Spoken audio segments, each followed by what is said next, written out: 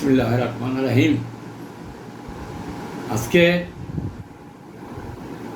আপনাদের সামনে উপস্থিত হয়েছি শুধু আমার সেই যে যুদ্ধে যাওয়ার প্রস্তুতি, তখন পুরো বাংলাদেশে যখন যুদ্ধের ধামাকা বাজছে, হাজার হাজার মানুষ লাশ হচ্ছে, সেই পাকিস্তানি সেনারা মানুষকে, নিরস্ত্র বাঙালিকে অন্যায়ভাবে গুলি করে মেরে রাস্তা গাড়ে, পানিতে, নদীতে সমানে ভালায় মারে, শকুনে খায়, শিয়ালে খায়। কি দৃশ্য! তখন সেই যুবক হিসাবে আমরা আর ঠিক থাকতে পারি নাই। তখন যুদ্ধে যাওয়ার জন্য প্রস্তুত নিলাম। ওই যে পিছনে বলছিলাম, আমার মামা বা গ্রামের আমাদের শিক্ষিত ব্যক্তি কয়েকজন ছিল, কয়েক গ্রামের বা চেয়ারম্যান সহ একটা ক্যাম্প ছিল, হাতিবাগার ক্যাম্প বলে, বিডিআর ক্যাম্প, তৎকালীন পিআর ক্যাম্প ছিল। সেটা আগেই দখল করে নিয়েছিল আমাদের লোকজন, সেই ক্যাম্পে দখল করে নিয়েছিল। সেখানটা আমাদেরকে ভারতে প্রচার করতো, কারণ আমাদেরকে রাস্তা নিয়ে আগায় দিয়ে আসতো ট্রেনিং নেওয়ার জন্য, ওখানে প্রশিক্ষণের জন্য। সেই হিসাবে আমাদেরকে বলছে যে তোমরা সবাই রেডি হও। রেডিও আমাদেরকে কখন নিয়ে যাবে সেটা নিয়ে যাবে, কিন্তু সবাই রেডি হইতে বলছে। আর রেডি হইতে হলে মনে করেন আমরা গরিব মানুষ, যুদ্ধে যাইতে হইলে কমসে কম 2, 4, 5টা 10টা টাকা পকেটে নেওয়া উচিত, কিন্তু আসল তো কিছু নাই। ওর ভিতরে কীভাবে কী করা যাবে? তা আমরা যারা যাবো একটা পরামর্শ করলাম। দেখা গেল যে আমরা 10-15 জন গ্রামে, আমাদের পাশের বাড়িতে আমারই একজন বন্ধু ছিল, হক নাম, তারা 4-5 ভাই ছিল, তারা যাওয়ার কথা ছিল। আব্দুল মারা গেছে, উনি যাওয়ার কথা ছিল। হয়তো যারা যায়নি পরে বলতেছি। যাই হোক, এখন কিভাবে যাব আমরা যুদ্ধে? আর আমার মা বললো, বাবা তোমাকে আমি কিছু তো দিতে পারবো না, আমার দোয়াটা দিতে পারবো, তোমার জন্য আল্লাহ সবসময় হেফাজত করে, যুদ্ধের থেকে তুমি পিছপা হইবা না, তোমার গুলি লাগলে যেন তোমার সিনা লাগে, তোমার পিছন দিকে যেন লাগে না। নুরুল ইসলাম, তুমি যদি যুদ্ধে গিয়ে শহীদ হয়ে যাও, আমি একটুকু কানবো না। আমি বীরের মতো, বীরের মা হিসাবে আল্লাহকে বলবো, আমার নবীকে বলবো যে আমার সন্তান দেশের জন্য, জাতির জন্য যুদ্ধ করে জীবন দিয়েছে, শহীদ হয়েছে। আল্লাহ, আমি সেই শহীদের মা, তোমাকে আল্লাহ বিনা হিসাবে বেহেশতে নিয়ে আসবে। সুবহানাল্লাহ, আমার সেই মার কথা। তখন আমাদের বাড়িতে অনেক গাছপালা ছিল, ফলফলন্তি গাছ ছিল, বিভিন্ন রকম গাছপালা ছিল, বাঁশের জার ছিল অনেক। 10-15টা বাঁশ বেচলো মা, 4 আনা করে বেচছে আমারে 4-5টা টাকা দিল। এখন মা কি খাবে? ওখান থেকে আমি অর্ধেক মায়ের দিলাম, মা রাখতেছে না। আমি, না মা থাকবে, মামারা আছে, আরো প্রতিবেশী আছে। এখন ওই আমাদের বাড়িতে আমার মার, আমরা মাটির একটা দালান ছিল, অর্ধেকটার ভিতরে ধান টান রাখতো গোলা, আর অর্ধেকটার ভিতরে মায়ের আমি থাকতাম। একটা পাগের ঘর ছিল, আর একটা গরুর ঘর ছিল, এগুলো ছিল। যাই হোক, এখন মানুষের থেকে বিদায় নিলাম। বিদায় নেওয়ার সময় কান্নাকাটি রোল। আর মায়ের তো নিজে খুশি মনে, মায়ের যতই কান্দুক, আমি যতই কান্দি না কেন, কিন্তু মা তো আমাকে আল্লাহর কাছে দিয়ে দিছে, বলছে যে আমি তোমারে আল্লাহর পথে দিয়ে দিছি, তুমি কুরবান হয়ে গেলে আমার কোনো কষ্ট নাই। আজকে সেই হৃদয় ভাঙা দুঃখের কথা, বা কতটুকু সুখ নিয়ে, বেদনা নিয়ে, আপনজন ছেড়ে,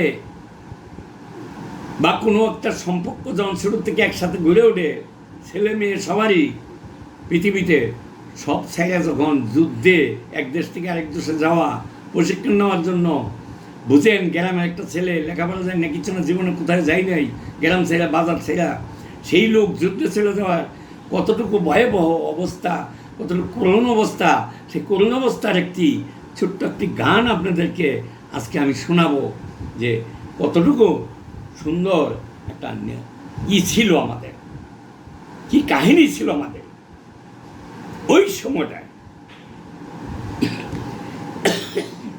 আশা করি আপনারা অবশ্যই আমার সেই সময় আমার যুদ্ধে যাওয়ার আর পরিস্থিতি সব কিছু মিলে এই গানটা একটু শুনবেন।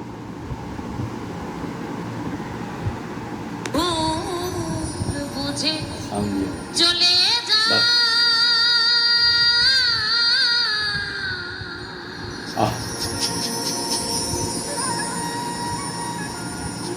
নীরবে আমায় কাঁদা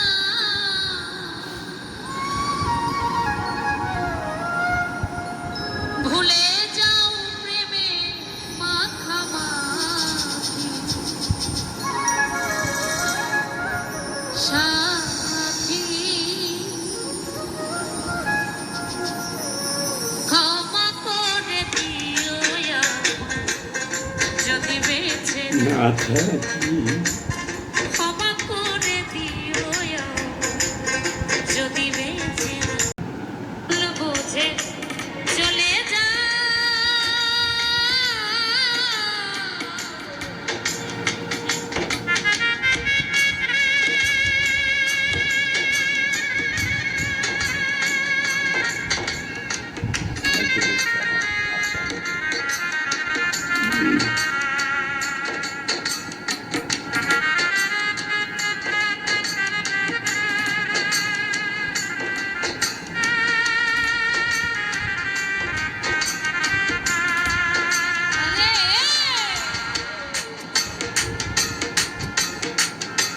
সুবহানাল্লাহ।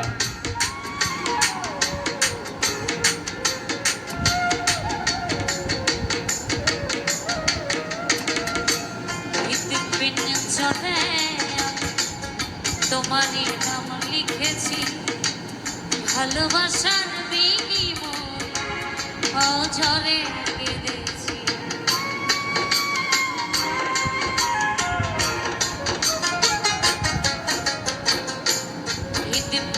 জনে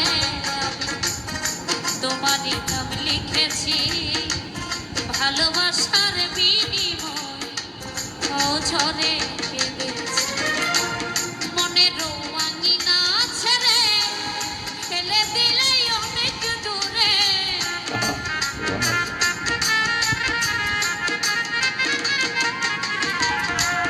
মনের আঙিনা ছেড়ে ফেলে দিলে অনেক দূরে হতে কি পেরেছ মহাসুখী সাথী ক্ষমা করে দিও আমার যদি বেঁচে না থাকি ক্ষমা করে দিও আমার যদি বেঁচে না থাকি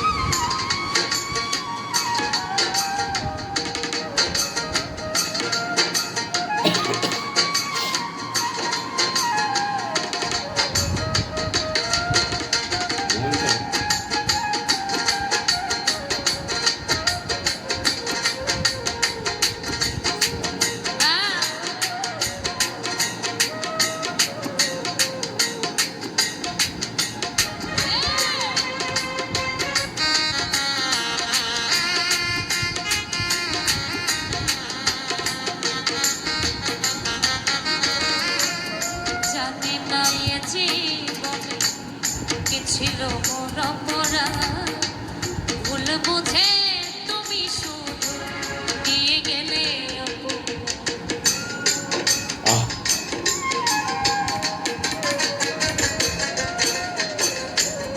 জানি না এ জীবনে কি ছিল মোরা মোরা ভুল বুঝে তুমি শুধু দিয়ে গেলে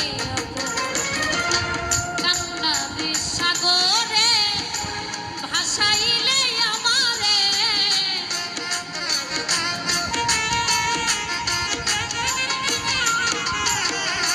কান্নার সাগরে ভাসাইলে আমারে বুঝিলে না আমি কত দূর সাথী ক্ষমা করে দিও যদি বেঁচে না থাকি ক্ষমা করে দিও যদি বেঁচে না থাকি এই যে গানটি শুনলেন আমার জীবনের বা সময়ের বা ওই সময়ের যে অবস্থা সব মিলে এই গানটির সাথে আমাদের ঘটনার সাথে বা যুদ্ধে যাওয়ার সাথে প্রেম ভালোবাসা সব কিছু মিলে একাকার হয়ে গেছে, যার জন্য এই গানের কিছুটা একটা অংশ দিয়ে আপনাদেরকে বোঝানোর চেষ্টা করলাম যে কত হৃদয় বিদারক কষ্ট ছিলেন, যে মায়ের আঁচলের তল থেকে বাইরে 5 মাইল জায়গা যায়নি মারা ছাড়া, সেই মাকে ফেলায় রেখা, সেই ছোটকালের সাথী বন্ধু বান্ধব সবাইকে ফেলায় রেখা, নিজের জন্মভূমি নিজের বাড়ি জায়গা জমি ফেলাইয়া যেখানে খেলাধুলা করতাম, যেখানে গোসল করতাম, হয়তো কোনো কোনো জীবনের সাথীর জন্য আমরা একজন একজনের সাথে কথা বলে বড় হয়েছি, বাড়ছি, সব সম্পর্ক ত্যাগ করে যখন মৃত্যুর মুখোমুখি হয়ে দেশ স্বাধীনের জন্য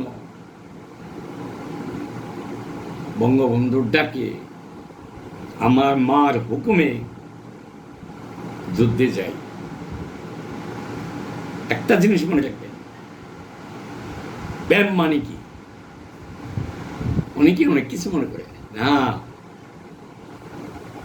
আল্লাহ নিজেই প্রেম করে, আল্লাহ নিজেই বলছেন, আমার নবী প্রেম করছেন। প্রেম মানে কি? আল্লাহকে প্রেমের মাধ্যমে, ভালোবাসার মাধ্যমে যখন আপনি ডাকবেন সেটাকেই প্রেম বলে। ভালোবাসা না হইলে আল্লাহকে পাবেন না।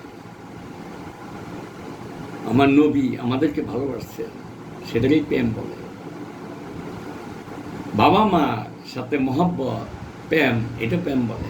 ভাই বোনের সাথে প্রেম বলে, স্ত্রীর সাথে প্রেম বলে, ছেলে মেয়ের সাথে এটাও প্রেম ভালোবাসাই বলে। কাজেই সেই প্রেম ভালোবাসা সব কিছু আল্লাহ মহব্বত, আল্লাহ রহমান রহিম আমাদেরকে দিয়েছেন। সব ত্যাগ করে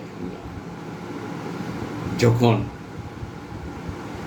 যুদ্ধের জন্য প্রস্তুতি নিলাম, তখন কি ভয়াবহ আমাদের ওই সময়টা কাটছে, কিভাবে কত কান্না, হৃদয় ফেটে গেছে, সব ফালাইয়া আরেক দেশে যুদ্ধের জন্য প্রস্তুতি নেওয়া, ট্রেনিংয়ের জন্য যাওয়া। আল্লাহ জীবনেও বুঝতে পারি নাই, কিন্তু গেছি। যাক, শুধু আপনাদেরকে অনুরোধ করব, এই দেশটা বহুত কষ্ট করে আমরা স্বাধীন করছি। আমি একজন ছোট মুক্তিযোদ্ধা। যুদ্ধের ইতিহাস এখন থেকে শুরু হবে আমার সামনের দিকে। এতদিন হয়তো আমার জন্মের বা আমার পরিদাতাদের প্রতাপের, আমার সুখ দুঃখের আলাপ, আমার বাবার মার সব কিছু শুনছেন। এখন থেকে সামনের দিকে হয়তো আশা করি যদি আল্লাহ আমাকে বাঁচায় রাখে, আমি এখন সেই যুদ্ধের দিকে যাচ্ছি। আমরা সেই নিয়ে আবার এর পরের পর্বে আপনাদের সামনে ইনশাল্লাহ আসবো। আপনারা অবশ্যই আমার জন্য দোয়া করবেন, আর আমার এই ব্যাপারগুলো শুনবেন। এখন থেকে শুনবেন নতুন নতুন কথা, যুদ্ধ কীভাবে, কীভাবে গেছি, কীভাবে ছিলাম, কোথায় ছিলাম, কীভাবে রাখছে, খাইছি না খাইছি, সব আলাপ সামনের দিকে আসবে ইনশাল্লাহ। তাহলে একটা দেশের জন্য আমরা কি করছি? প্রেম না থাকলে দেশের জন্য যাইতাম না, ভালোবাসা না থাকলে দেশের জন্য যাইতাম না, প্রেম না থাকলে জাতির জন্য যাইতাম না, ভালোবাসা না থাকলে জাতির জন্য যাইতাম না মরতে। অর্থাৎ আমি নিজে ইচ্ছা করে মরার জন্য স্বীকার করেই গেছি। যুদ্ধ মানে বুঝতে হবে, যুদ্ধ মানে মৃত্যু।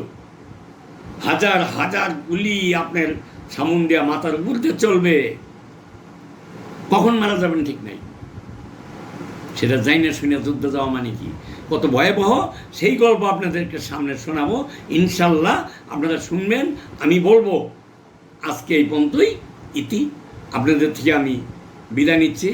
আসসালামু আলাইকুম।